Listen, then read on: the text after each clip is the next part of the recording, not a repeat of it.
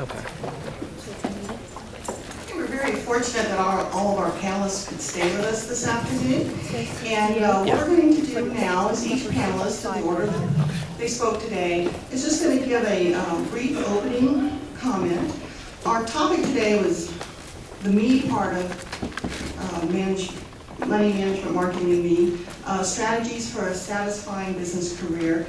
And so each presenter will give a brief opening comment. And then after all of them have spoken, we're going to let them kind of react to each other, and then we'll open it up to questions.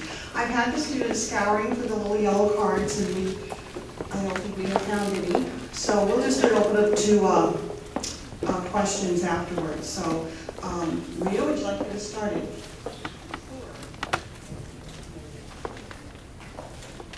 Okay, thank you. I'd like to talk a little bit about change and embracing change. It's one of the hardest things that we deal with in our entire life. And I think, as I said originally, it is the only constant in life. You know that things are going to be different tomorrow.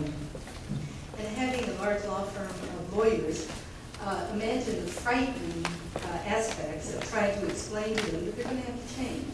They don't like it. Well, nobody really likes it, but certainly lawyers don't like it. And so what we've tried to do in our firm is create a culture of change. We've done that because we have to change the way we provide services, we have to change the way that we attract clients, and we have to change the way that we provide value for our clients. So just a little background, back in 2002, we changed our firm completely, and we have been changing something ever since. And at first there was a lot of pushback from it, but I learned some things for it that I want to share with you. The first is that if you are going to have cultural change, you have to provide a motivating force, something that everyone embraces as a reason to do something differently. You can do this through training, you can do this through having people come in, clients explain why they want something different from what they've had in the past. Whatever that is, you need to provide a motivation for them to do something different. You have to provide input. This has to be their idea. Now, it may have started at the top, or even better, at the real top, which is at the client's level, but it's got to be their idea. They need to have input. They need to make this part of their process. And if you can't get the entirety of the group to agree with you, find your few champions that understand what's going on, bring them into the process, and let them go out and help bring the other people in the organization along. The better you are able to address change and to be nimble on your feet and provide what's needed for your company, the more successful you will be. Thank you. Okay.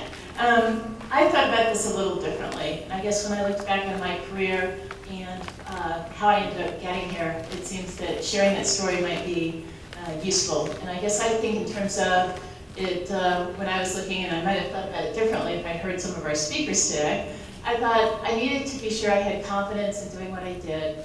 I wanted to make sure I had credibility, because the first couple of jobs I had, when I looked around and said, okay, who's successful, who's not, it was the people everybody listens to that I said I wanted to be like in the future. And the first couple of jobs I had, those were people who had advanced degrees, a lot of education. The third thing I think is really important is to have a plan, not because it's going to work out that way, but because it always gives you goals and it always gives you a sense of where you're trying to get to, even though, as Ria just said, change usually means that where you think your plan is going to take you isn't actually where you end up. I did, in order to get my confidence and credibility, I did a lot of education. I've got a PhD, I have a master's degree, and then I got what you would think would be the dream job, an assistant professor of finance at Washington University in St. Louis, one of the top 25 business schools in the country. So you would think, okay, I did all this and set for life. I didn't like it. Turns out that as a professor at a university like that, you're spending your time doing research, which is what you got hired to do, and if you spend any time teaching, that's time not spent getting an article published that potentially gets you tenure. So I didn't like the fact that my workday wasn't really doing anything that would ever get me tenure and be successful, and that the research I was doing, in order to be very successful at that, I had to focus on narrower and narrower problems, because that was what was going to add to knowledge. And I realized I was writing an article one day that I wouldn't read if I saw it in a professional journal. I thought, this is a really bad sign. I've done all this and I'm in the wrong place. So I took a job with General Motors, loved it, and I really realized that I was a lot more interested in how do you implement the policy? How do you solve the problems that are difficult and work out the main answers, not the last 2% of the answers. So that was when I found the thing that mattered a lot to me. I ended up at Edward Jones because what we're doing is helping people with something that matters a huge amount. It's, Diane talked about vision. It's the vision of helping people with their long-term goals. That seemed to me a whole lot more important than trying to solve some academic, very esoteric answer to a question where people had figured out the main way of doing it, and what I was going to work on was the little extra thing at the end. So now I'm looking at my role at Edward Jones in terms of helping our financial advisors with the clients' problems, the clients' issues that they have. And I also look around and I realize that in the financial services industry, there's still very few women. Basically, the industry has about 13% women. We've got about 20% at Edward Jones. So that there are a lot of people in this audience who may actually want to think about this, but we're helping people with something that matters a huge amount every day. And that's the thing that, to me, makes the huge difference in what I do and why I'm using my skills as I am. Okay. I think the best way to sum up in 5 minutes or less a little bit of what has guided me is that my husband doesn't understand me. Classic line, but I've been married for 34 years, and my husband doesn't understand me. Why do I say that? Because I would rather be happy at what I do than make money. Now, making money is fun, but making money and doing something I hate would be the worst existence I could ever imagine. And whenever I have an opportunity to go do something for more money, I will look at him and say, why? Why should I go do that? I love what I'm doing. And that's something that he, in his analytical mind, just can't grasp. But my advice to anybody just starting out, my advice to anybody sitting in here that doesn't like what they're doing, go find something else. You know, I took you through my 7 careers. I wish I had time in life to do 20 of them. I'd be a criminal trial lawyer. I would be the head of a nonprofit. I would do as many things as I possibly could. But because I don't have 9 lives like my 2 6-month-old kittens do, I've got to pick something that I can stick with that I love. And that's my advice to anybody that works with me. If I see that he or she is not performing, I always ask, do you love what you're doing? Because if you don't, let's talk about what you really want to do and go do it. So find something you love, and if it takes you 7 tries, so be it. Okay, I got all the microphones. All right. Thank you, I'll let you have that. Following what you all have said, I think a question the young people might have, and even the seasoned ones have, how do I find out what I want to do, really? And one thing I suggest to people is, first, make a list of everything that's important to you. Whether it's exercise routine, family, religion, politics, community, work, whatever it is that's important, write that list down. You've got to know what your alls are, what makes you up, all right? So anything that you really like, put it down. Then every day, give each one of those 4 minutes. You don't have to give it 40 minutes or 4 hours, 4 minutes of attention. If you really love politics, even though you have a full workday, give 4 minutes to reading a political blog or volunteering for some candidate. 4 minutes is all. Because if you don't do the 4 minutes, you won't do it. And then a day, a week, a month, a year, a lifetime has gone by and you haven't, and you're full of regret. If you do 4 minutes, sometimes it goes into 14 or 40, but at least 4 minutes, all right? Including when you go home, give the first 4 minutes of your presence to your significant other, not to the dog, not to the texting, not to the mail, the first 4 minutes to that important person in your life. Then you can go on and spend the rest of the evening the way you want. But if you give them 4 minutes, It's amazing. And the last thing I would add to that is then, when you have that list of your alls, and you give 4 minutes a day, part of that 4 minutes can be contacting some stranger out of the blue. Say you like politics, and a friend of mine, Ken Stork, is running for a position here in Greeley, a state senator, I think. You could call Ken Stork, and you can say, hey, what's your position on blankety blank? My name is so-and-so, this is what I do, this is what I'm interested in, what's your take on? And you guys might have a conversation, and all of a sudden he says, you know, I could use somebody to run my campaign in the 4th district or whatever, and see what you've done by taking the initiative, all right? But it starts with knowing what you want, then 4 minutes, and then taking the initiative to reach out and talk to someone you don't know, because that's how you get to know them.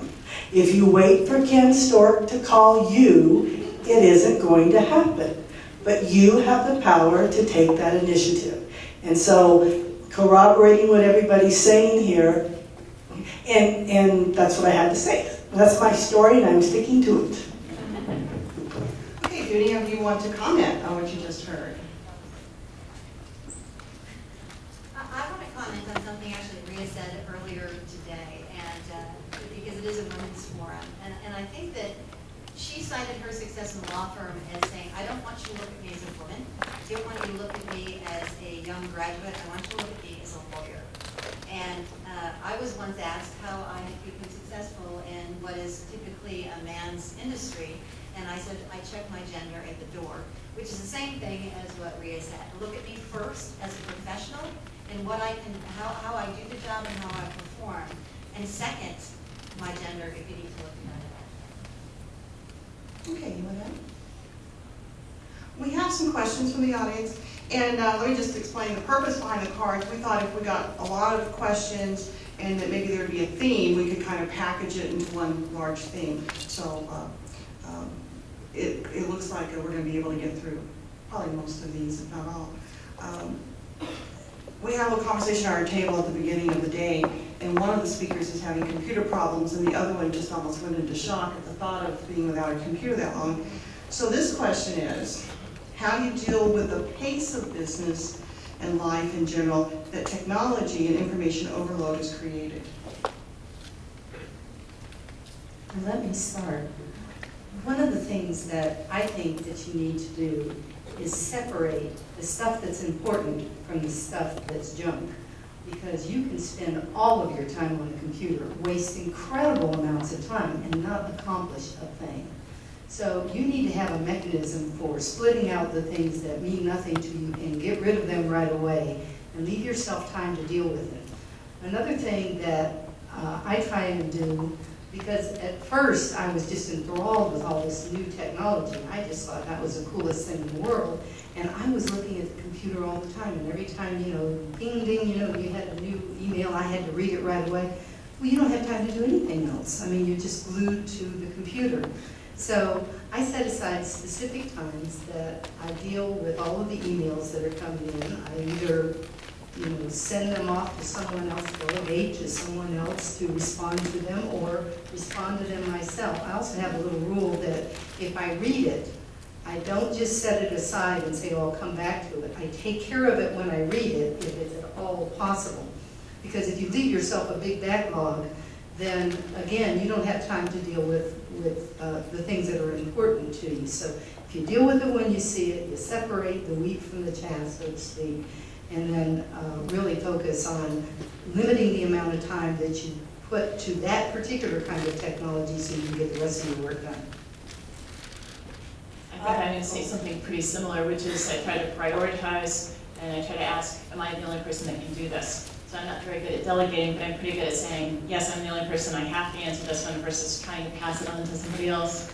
And I found technology to be a huge time waster as well as something that enhances. The other thing is, I would say on the technology, it's really critical to get away. There are times where you basically want to be unavailable, unreachable, and just sort of putting yourself in a situation where you can get away and think about other things. Because otherwise you get so caught up in the routines and almost the everything's happening all the time, and you begin to think every minute matters. The minute you step away and come back, then you realize a lot of the things that you sort of built into your schedule or that you were looking at all the time actually don't matter nearly so much. I will set time aside as well, but not for doing stuff, but for thinking stuff. So I will take a block of my calendar that is meeting free. And whether that's 2 to 3 or 3 to 4 or 7 to 8 or whatever, it's a block of time where there are no meetings. People know that they have to beg for that time. And I don't use my email. I use it to think through some problems that are there to be dealt with from a client standpoint. Because we get so little time to think, and that's what I get paid for. I get paid to think. And I spend most of my time, answering emails and sitting in meetings and that sort of thing. So I purposely set aside a block of time to just spend with myself, facing some challenges and writing some things down and brainstorming with myself. And it's the only way that I can find to step outside of that technological hurricane, if you will, and get some valuable thinking stuff done. Not just relating to technology, but in general, learn to say no. No will be told to you a lot. Many CEOs tell me the first answer I give to anyone who comes to me about anything is no. Only if they come back and fight for it do I think they really wanted it, really meant it. So a good thing for you to learn to do is say no. And to make it easier, because we, particularly as women, like to do and help and be kind and nice, say no right away. Don't say it later. Don't say maybe and then later say no. If you're going to say no, say no right away. And then give them something different. Give them something you're willing to do. A quick story, I was in a hotel in New York City and Britney Spears was there. I did not see her, but I heard this story later. Some father was in the elevator with his daughter, with Britney Spears and her bodyguards, etc. And the little girl, of course, pulled out her camera, wanted to take her picture. And the Britney Spears handler said, no pictures. And they said, what we will do is take your name and address, though, and send you an autographed picture. Because look at the Britney Spears or anybody can't afford to have another poor picture of her out there. So no was the policy right away, which you can afford to do too. But then give them something you're willing to do. I'll send you an autographed picture later. So say no. Say no to technology. Say no to drugs. Say no to premarital sex.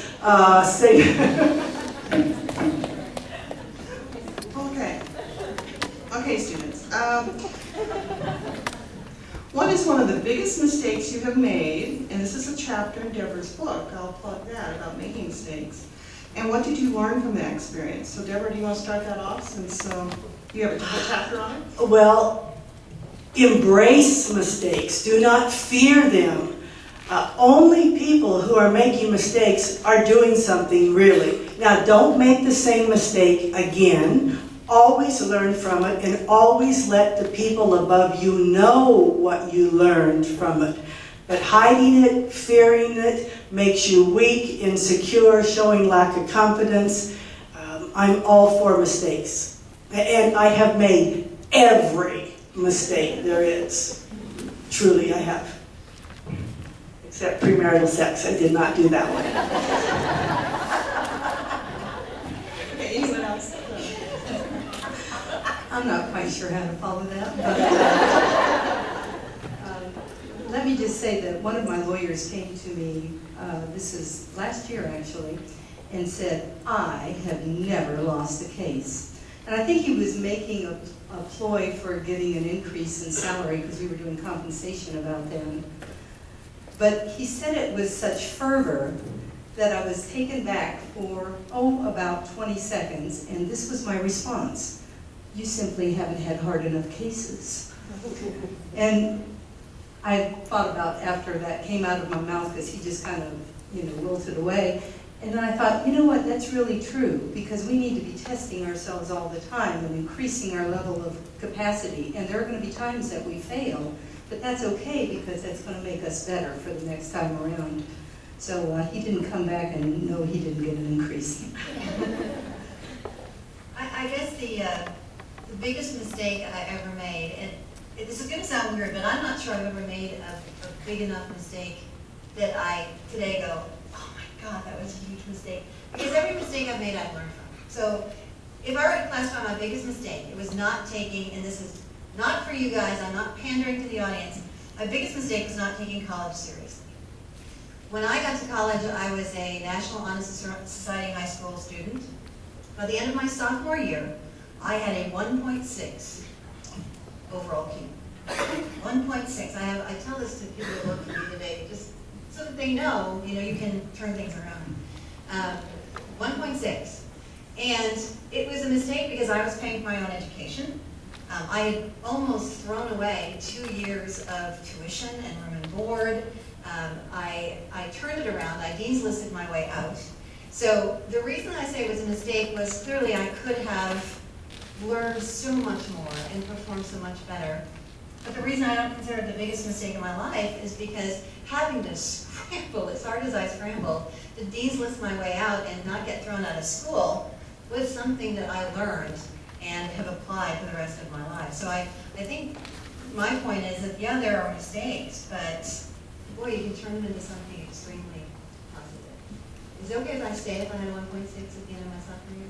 Do I have to leave now? No, I don't think we would let you stay. Yeah. Can I add because I am pandering to the young people over there, because those are really cute boys. But anyway, a mistake young people and older make is not staying in touch, and I bet every one of you would say that, not staying in touch with some of the great people you've met along the way. Haven't you let so many contacts fall through because you think they wouldn't remember me, they wouldn't care to hear from me, who am I? And when, like you students, or you other audience, I mean, each one of us, you now have the door open to contact us and say, hey, I heard you speak, you were so wonderful, it's okay, you lead with that. But then ask a question and stay in touch and let us know what you're doing in 4 years and 14 years. Because you never know the biggest of how people's paths will cross again. And even Kim, where's Kim? Kim and I met when we were both teenagers, and she came up and remembered. I think she's older than me, but anyway, no, I'm kidding. But stay in touch, remain in touch with people you've met here at the college, in this kind of venue. That's a mistake to drop those. Okay, Sorry. I think, So I guess all of us have to answer every question. I think everybody makes mistakes. Certainly anybody who says they don't probably isn't knowledgeable enough about themselves to acknowledge they've made mistakes. That's probably actually a worse problem. But like everyone else, I'm not sure sharing my mistakes is going to help anybody particularly here. I've taken jobs I shouldn't have taken. I've certainly dropped contacts that I should have stayed in touch with. I think you can all walk through a list of things, regardless of whether you're still in school or further along in your career, of things you should have done differently. I think the real key is, do you take a look at something you're doing systematically and say, it's important I change this. I'm not sure where the 4 minutes comes from, but then add it to your list of things you want to do and start spending the 4 minutes on it so that you change your behavior. Because that's actually tough to do. And I'd say the real key to mistakes is doing something differently so you don't make the same mistake the second time. okay, thank you. And Deborah, following up on your keeping in contact, I have one for you. I see you live in Livermore, I live in Monfort. Can I buy you a cinnamon roll at Burns and pick your brain sometime? And I have the person's name, so I can give that to you. Is it a boy? No. Okay. No, I'm busy. I'm very happily married, I want to make that clear. And he knows I have a very weird sense of humor, so I'm not like... Yes, we got to meet her husband last night. As a mentor to coworkers, someone writes, how can I help them be or stay positive in times of low morale? And I don't know what causes low morale. I'm kind of assuming probably tough business times. So any words of wisdom for this mentor? You have to stay up. If you want them, I mean, it doesn't have to be an artificial up, like, oh, life is great, life is wonderful. It can be, hey, times are tough, no question about it, but if anybody can turn things around, it's you and me as a team, and we're going to make it happen. I mean, what else? You're going to say, man, we're in a losing situation and we're losers? I mean, As a boss, you have no choice but to be optimistic, goal achieving. I'd rather have fake happiness than sincere grouchiness any day. For me, I think it's about recognizing what the issues are, being honest and admitting them. I think the worst thing that I can do as a leader is ignore issues and tell everybody to put on a happy, smiley face, because otherwise, they'll lose their jobs. I think you've got to be honest and say, okay, here's what sucks, and here's what you can control about that. One time I know that I had a particularly tough challenge for the creative teams that we were facing, and I knew I was going to get a bunch of, oh my God, there's not enough time, the client's an idiot. So I wrote all those things on an index card, and I turned them upside down, and I had one in front of each of the people around the table. And at the beginning of the meeting, I said, you each have a card, I want you to read what's on there. So there was the, oh, this isn't fair, next card, that's not enough time. By the third or fourth card, they kind of got it, and they started to laugh, and they finished the cards, and I said, okay, that's out of our system, now let's go get the job done.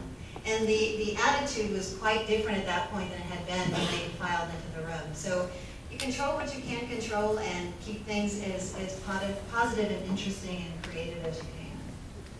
I would echo that it's really important to address whatever is causing the morale to be poor. And the other thing is to look for smaller things that you may be able to celebrate or make positive in an environment, even if things are bad and people are worried about their jobs and worried about too much work. There's always something that may have gone right, and the more things you can do of that, the better you can make the morale in the workplace, the situation you're dealing with, even if everybody knows that it is too much work or it is, as we just heard, not a great situation. But there's still things that can be positive about it, and I think that helps everybody keep a much better attitude. I agree. The definition of a mentor is someone who shows you the ropes. That means that you've been around longer and understood more about the company or the place that you might be.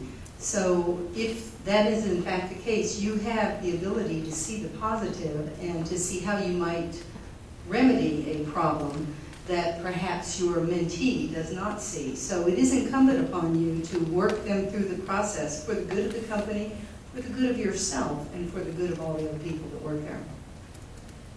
Sharon, since you brought up the word, since we're talking about mentor, everybody who has done anything has mentors. Everyone here has had mentors, not just mentor, meaning one. You've had, the thing is, have them, keep in contact, let them know what you're doing, get their advice, have a myriad of them, because one, when you need them, they may not be, one person may not be available. They may not have expertise in where you need. So I highly recommend you go for the mentor route. Be one and get many. And I think to your point, and to another point that you made earlier, taking the initiative to thank people that had an impact on your life is phenomenal. One time my husband and I were sitting around talking, and we asked each other, who's the best boss you ever had? And I described the best boss I ever had. He was the guy who would let me walk to the edge of a 500-foot drop, tap me on the shoulder, and say, you realize that's 400 feet down there. You wouldn't tell me not to jump. You wouldn't tell me to jump. You just wanted me to know that was 500 feet, and I could do what I felt was right. And so my husband said, you know what? You need to tell him that. I no longer worked for him. He said, you need to tell him that. So I called him up and asked him to lunch, and I said, I only asked you to lunch for one thing, one, I enjoy your company, but I wanted you to know that in this conversation, you were the president of a company, a mentor that I decided had the most impact on my life. And boy, I'll tell you, that was 10 years ago. To this day, if we have lunch or something, he says, I'm still the best boss you ever had. But I know how much it meant to him, and I know how much it means to me when someone says something to me about the positive impact I've had on them. So never underestimate the impact you have on other people. We have a question here that I might reword a little bit. The question is what motivates you, and you're free to share that if you'd like to. But I think each of you probably have to motivate other people as well. So we might want to add that to it as well, as how do you motivate others. What motivates me is my definition of success for myself. I wanted to become the head of a law firm. I wanted to be in a leadership position. Let me back up a moment. I didn't really have in my mind that the title would be thus and such. It was I wanted to be in a leadership position. I wanted to be respected in my community. And I wanted to be really good at what I did as a lawyer in representing clients. And so those things that I could do that put me towards that goal is what motivates me every day.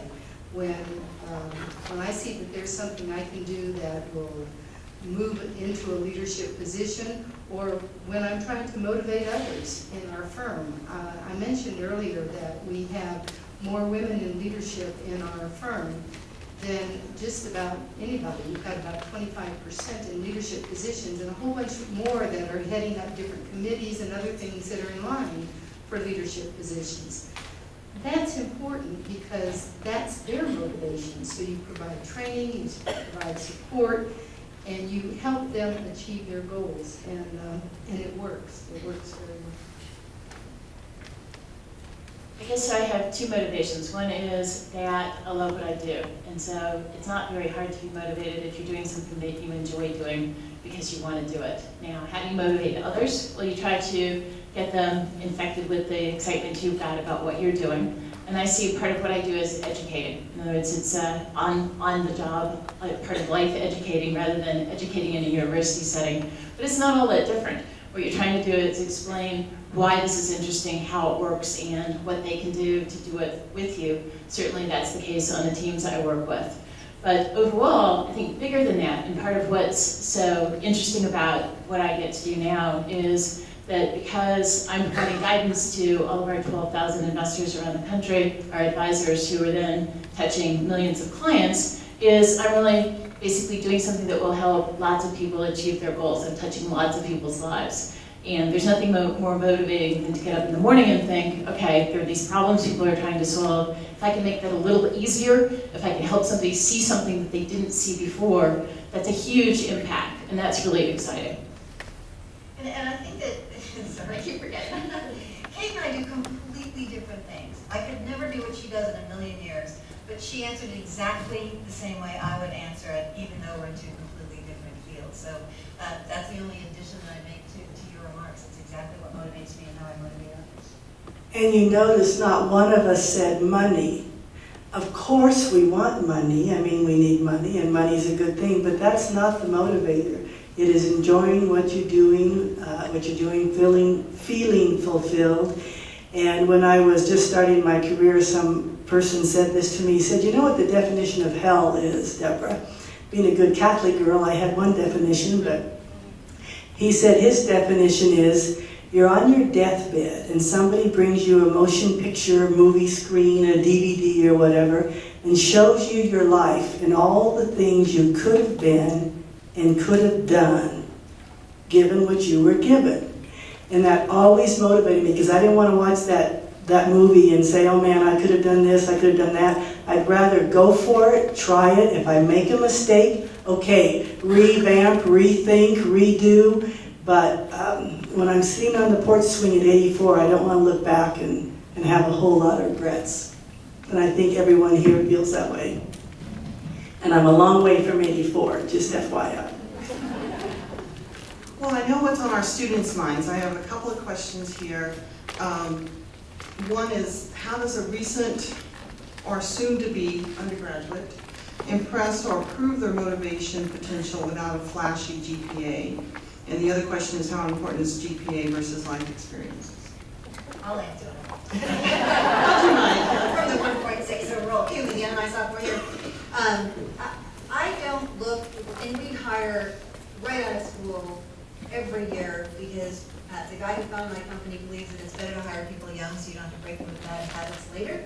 I was an exception to that because I didn't have that many bad habits. But I don't really look at the GPA. I will ask if it's a 3.2 and I've just seen a 3.9. I'll ask, why is that not a 3.9? And the answer is often really interesting. Well, it would have been a 3.9. However, I was captain of this, or I volunteered for this. So I'm looking for life experiences, to your point, and not a pure GPA, because a pure GPA doesn't tell me anything about the type of person you are, or the type of leader you're going to be, or how a compassionate coworker, how much of a strategic thinker you're going to be, how you tackle problems, how you recognize your strengths and weaknesses. A number is not going to tell me that. So I'd much rather see a GPA on the lower side with life experiences on the higher side than vice versa.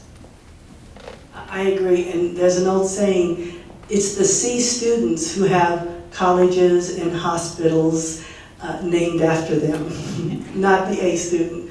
Of course, Monfort, Myra Monfort, present company excluded, okay? But meaning it's not GPA, it's the whole package. And in fact, talking about work, did you start with a finance firm, a CPA firm? Is that, do I remember that? Okay. But I think of people who start like in the CPA firms, and one partner, senior partner, said to the junior, new hire, he said, if you keep working so hard, you'll never get ahead. Working so hard on just pure substance. I'm never substituting substance for style. But do not think your brilliance or your GPA will get you recognition, appreciation, and reward. That's necessary, but it's also your ability to influence people you do not have control over, and that's your personal leadership style. I guess I'll take this one as well, because I, of course, had the great GPA to get into grad school and do all this. I think it's really, and economists have a term for this, economists have terms for most everything, it's called self-selection. If you've got a really good GPA, then you're probably headed into something that requires more education, something that basically is much less entrepreneurial and much more, you're going to develop a very specific set of skills because that's the way you're inclined, that's the way basically your smarts work. People who don't have so good a GPA are probably really good, as we were just hearing, basically about these other kinds of things. So think in terms of which way are your skills, which way are you basically going to be able to develop the credibility and the knowledge and then use that for something in the future. So I'd say think in terms of the different career paths, and part of what your GPA is telling you is what kind of career path you probably want to take. Not a bad one, just very different, because you want to use the things you're good at, not the things you're not so good at. I'm going to give you a little different perspective from the law school perspective. We look for people in the top 5% in order for them to come to the firm. Now, that doesn't mean that we will only talk to people in the top 5%. We've certainly had others that have come that have been very successful. But that aside for a moment, we are looking for people that are willing to address the rigors of academic requirements, and we're looking to make sure that the people were motivated enough to put the study in and the effort in to do what they needed to do to be successful. That being said, once they get through the process of now they have their life experiences, everything has been looked at, they come to see me, and I don't look at GPA, and I don't look at pretty much anything else. I'm looking for one thing. I'm looking for the light in their eyes. When they sit down in front of me and they say, I want to come to this law firm and I want to practice law with you guys, and here's the 3 reasons why from the research that I've done, I say that's the person that I want to hire, and I want them ultimately to become my partner. Thank you. I'm standing up here wondering if I have cheese whiz on my face. We have 2 questions that essentially get to work-life balance, and I like what Rita said this morning, and maybe not balance so much as alignment. But it's kind of wondering did your workplace, support your ability to manage a career and a personal life, or did it hinder it? Go ahead. I'll just start from our firm's perspective. There was a time that our firm didn't focus on work-life balance, alignment, or anything else even vaguely familiar to those words. And that's because everybody was supposed to come to work and work 24 hours a day, and somehow you slept somewhere in there, and then you were back the next day. That's not the case anymore. I think that our firm has changed a great deal. I think that, frankly, my coming on board and being very new and different and unusual to them, and suddenly having a lot of women in the workforce and minorities has made them understand the need to have diversity in the workforce and the need to be creative about how you support that diversity. I mean, we have young women who are extraordinarily capable, who we want to have them stay at our law firm, but they're having children now, so we need to have a program in place where we can support them while they do that they don't lose their position in ultimately becoming a partner. And so, I mean, each year we get a little better at this. We try and help them with mentoring, with focus, with technology. I mean, they do a lot of work from home. So we put a lot of things in place that will help them so that they can have that aligned life that's important to them, and they'll be happy with the firm and want to stay there. We do better when we keep our people. We don't want them jumping from firm to firm to firm. We want to keep them forever. Hard to do in today's economy, but we try and keep them, turn them into partners, and ultimately retire with them. I guess I'm very fortunate. I work for Edward Jones, which is always in the top 10, or has been for the last 10 years or so, in the Fortune's Best Place to Work survey contest. And that's partly because there are lots of policies in place to make work flexible around the needs of the individual. And that's in terms of being able to take time off when having children. It's a variety of things, but it's really something that tries to acknowledge that everybody has slightly different needs. And whether it's work-life balance, work-life alignment, basically there's no one way that that works anywhere. And I just feel very fortunate to be at a firm that does that. It's not my particular policy. But I do think that's important when you're making choices, as I was talking about with the GPA, that if that's something that matters, if it's something that's on Deborah's top 10 list or top 100 list for you, that you need to be thinking about the places you work are going to determine a lot of how much conflict there is there versus something that helps you be able to make those choices and have the life that you're looking for in terms of the things that matter to you. I think company policies are definitely one thing, and I happen to work for a guy who founded a company based on work-life balance. He's 77 years old. He comes to the office every day. He's there at 8, he leaves at 6, and he takes 2 weeks vacation whether he needs or not. But the fact that he leaves at 6 sends a signal to everybody else that he doesn't expect you to be there until 9 o'clock or 10 o'clock at night. Some people are, because they have the individual responsibility and accountability of getting the job done. If they haven't done it, they need to do it. But I would put a lot of the work-life balance on yourself. You have to make some choices along the way. My husband and I early on made the decision that if either one of us was going to get home past 7 o'clock, which could be frequent in our careers, we owed each other a phone call. We didn't just walk in the door at 9 and figure they'd deal with it. We made a pact that we would respect one another from that time standpoint, and that has helped 34 years of marriage work, but we did it. Our companies didn't do it, we did it. We established those goals, and when we couldn't make them, we recognized it, and it took the tension out of it. On the other hand, I said this to Sharon when we were talking on the phone, after 34 years of marriage, I forgot to have children. So those are personal choices that you make too. But it's something that, you do have to balance as women. You can't have it all. I hate to say that. We've been told our whole lives you can have it all, but you have to make some sacrifices somewhere along the line, and don't feel like you're a failure because you can't have it all. You have to decide what's important to you. So company policy is one thing, but your individual values are quite another. Well, you brought up Oprah, and Oprah says you can have it all, but just not all at the same time. And that can be part of it too. And it's always the intellectual numbers ones who ask, where did the 4 minutes come from? Because they like to know the numbers, The 4 minutes is just an arbitrary, but it's something. And I tell people from the start of their career, unless you keep, and I have a chapter on this subject in my latest book, CEO Material, available for sale outside. There's a little plug. But I say, keep congruence in your life from the start so you learn how. You set the pattern, you set the example so that you keep it. Because if you think, oh, I'll work like the devil when I'm young and I have energy, I'm all for that, but unless you keep the balance, the 4 minutes every day that what's important to you, all of a sudden 14 years later you haven't done it, and then it's often too late. So start, continue, keep at it, throughout your whole life. Don't wait till you think, oh, it'll happen later. No, unless you are in control of it now.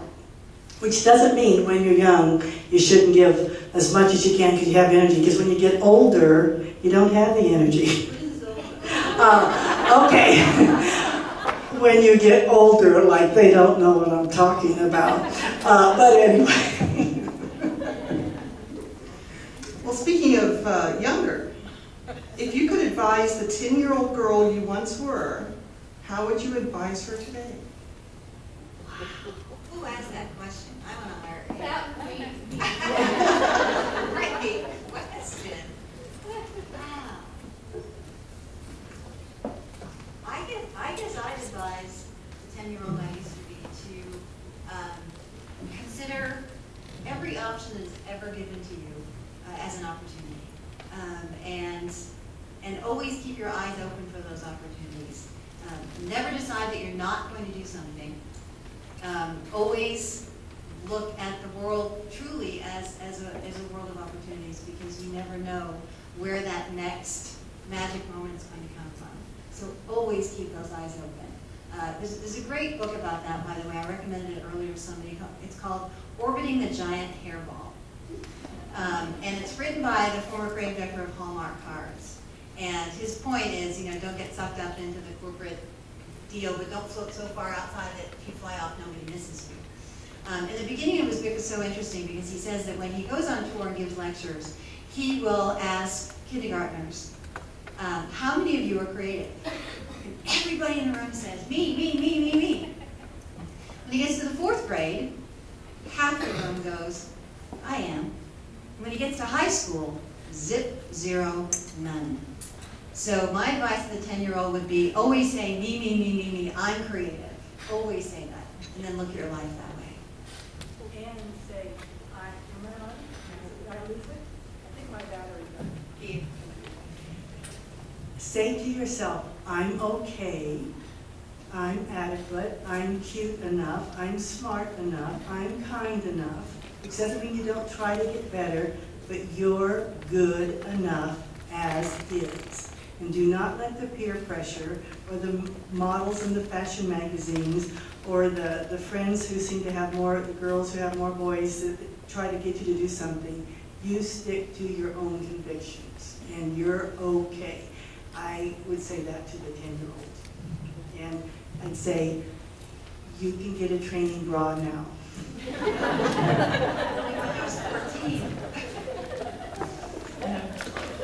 When I think back at the 10-year-old girl I was, and then I look at 10-year-olds I see today, and I don't see huge numbers, but I see some, I think they've actually lost a lot of confidence. It's almost as though the 10-year-olds would no longer raise their hand to say that they're creative any longer.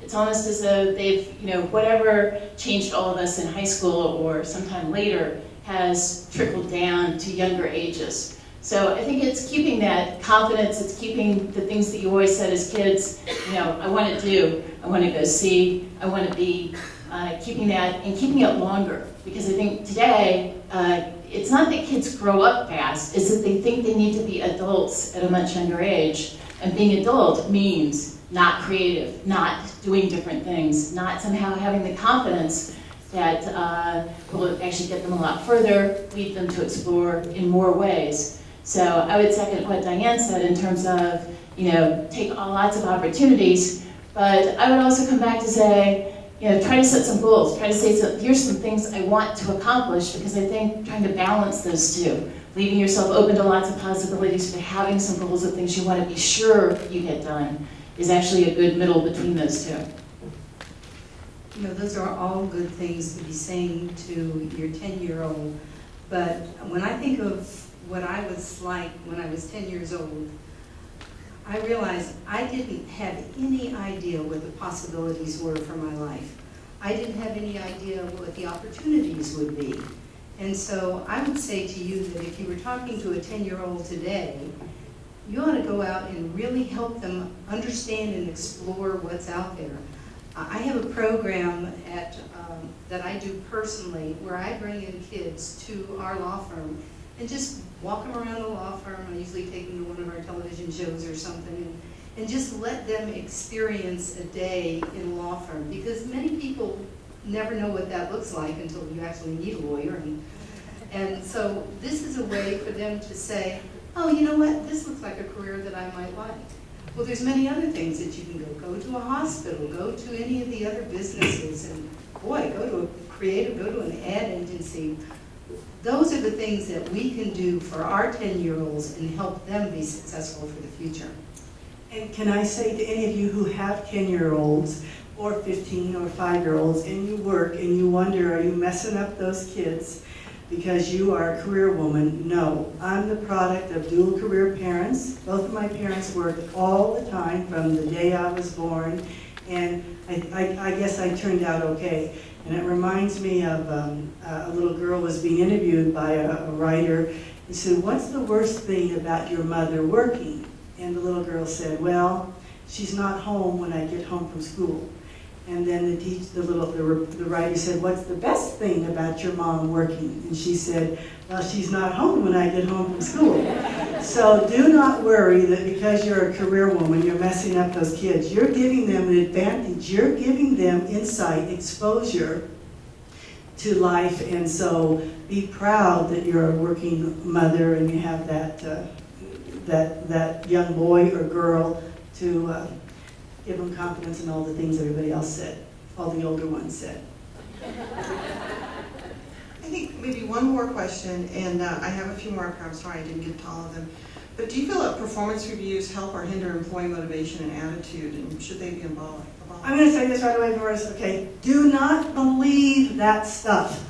Look at it, take it for a grain of salt. I'm sorry all you HR people are going to hate me for saying this, but a lot of times people fill those out at 9 o'clock on Friday after they've had 4 glasses of wine. They've got to put something down. Take it, listen, see if there's something worth it, change if there's critique, but don't let that cause you to be what you think you are. Nothing's worse than reading one of those and saying, oh, I lack leadership. Oh, well, I guess I lack leadership. And then, no, oh, they think I lack leadership? Well, I'll show them, I'll do, oh, you see what I mean? That's my opinion. And I'm very vegan about this. I may not know a lot, but I know that. And the informal trumps the formal. Every organization has a formal performance appraisal, I'm sure, okay? 2 words in a conversation about Joe or Mary. You know, Joe lies. I don't care if he has the most fantastic 360, but 2 words, Joe lies. Or, you know, Mary doesn't respect her people. That trumps any 360s. So there. So there. Okay. My company has 650 employees and no HR department. The reason for that is the founder of the company believed that HR just becomes its own little empire and it doesn't build, so therefore it's worthless. That has its upsides and its downsides. I believe that it is my job to provide feedback to my people to make them better. Now, I don't believe in 360s or formal forms and all of that, but I do believe in a 1-hour sit down, not even once a year, once a quarter, but more importantly, immediately, if someone has done something that is going to hinder their performance, or they've done something brilliant. You know, take a conference room for 15 minutes and say, my God, that was outstanding. You did a great job. Or, hey, let's take 15 minutes and talk about how that could have been better. That's what I owe the people that work for me. Not a formal review on their anniversary date, but a conversation throughout the year that helps them get better. Because that's my job. And they can initiate it. They don't have to wait for you to do it. No. You can initiate it. So, I think Edgerton started as a firm sort of like Diane's, but we've grown to be so big that we can't be like that any longer. And we have what's called responsibility-based management, which the whole idea is that essentially your performance reviews and your entire job, what you're responsible to do, is negotiated with the person you're responsible to. So you're in a position where you and your leader basically are agreeing on here's the things you're going to accomplish. And then the idea of the performance review isn't, you know, a big surprise about, you know, you have no leadership abilities or something like that. The whole idea is that you sort of had a contract to get these things done, And did you get them done? Didn't you get them done? If you didn't get them done, why not? What happened? But both people know that long before the annual review, because we do unfortunately have those. Both people know that long before, so that in fact the performance review is much more of sort of the renegotiation of here's what we accomplished, here were the things that worked great, here were the things that didn't work so well, where do we go from here and how do we set that up? So there's 3 times a year reviews plus the annual review, but the whole goal is there should be no surprises and thus none of what people typically think of as performance reviews, because that's just basically the discussion of what happened, why, and what do we do next. Our performance reviews really are in the nature of mentoring.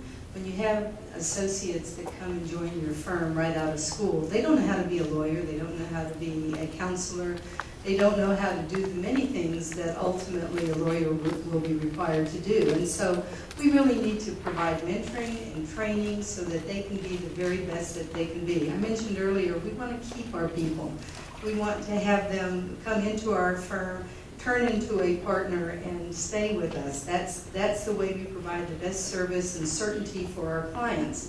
So that mentoring is really important. If they're getting off track, if they're not on track to become a partner, we need to be telling them, and not just once a year. We need to be telling them, you know, this analysis that you did does not hit the mark. It could have been better, and these are the things that you should have done. And if they don't get better, those performance analyses really is what turns into the ultimate decisions on what to do relative to their partnership potential. So it's very important in our firm that we do that and we provide that constant feedback.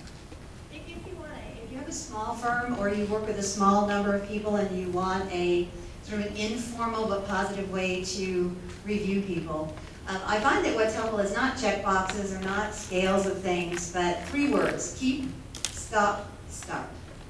So you tell the people to keep doing, and you're outlining their strengths, stop doing the things that are going to hold them back, and start doing the things that are going to help grow them to the next level. Really simple format, and when you use it, you find that you're able to give feedback to someone that's really helpful and that they remember, and that the next time you talk to them, they say, well, I stopped doing this, didn't I? Yeah, you stopped doing that, and I started doing this. So it's a really simple format to use it if that's helpful. I love that. That might find its way into my next book. Well, let's thank the panel for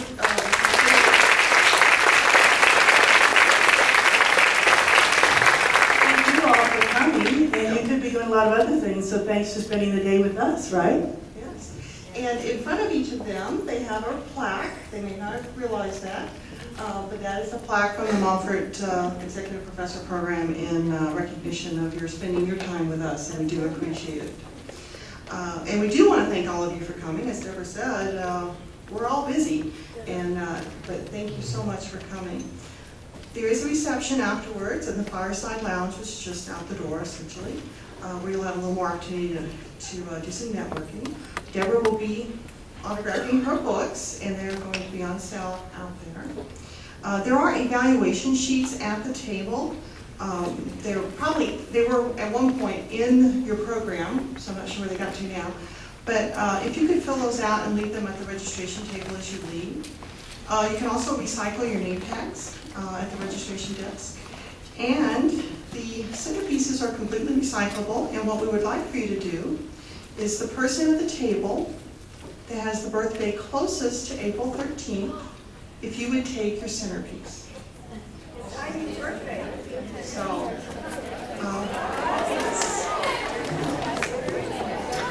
I was also asked, everybody's going to fight over it. I don't think you have to show your ID to prove when your birthday is.